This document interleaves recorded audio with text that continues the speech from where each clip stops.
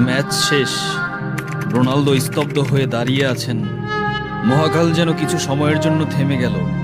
Ronaldo যে আর euro খেলবেন না, কথাটা যতটা সহজে বলা যায় ততটা সহজে সবকিছু মেনে নেওয়া যায় না।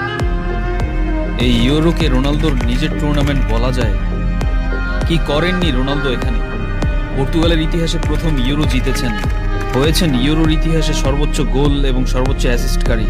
কোনো একক টুর্নামেন্টে সর্বোচ্চ গোল অ্যাসিস্ট করার রেকর্ড রোনালদো করেছেন দুইবার, একবার চ্যাম্পিয়ন্স লিগে, একবার ইউরোতে।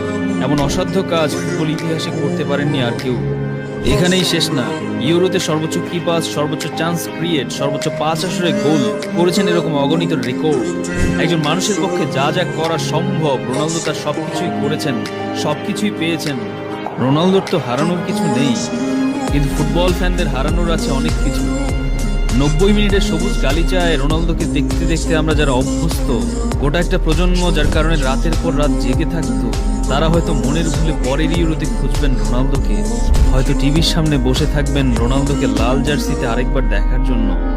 কিন্তু এর কোনো কিছুই আর হবে না। মানুষকে একটা সময় থেমে যেতে হয়।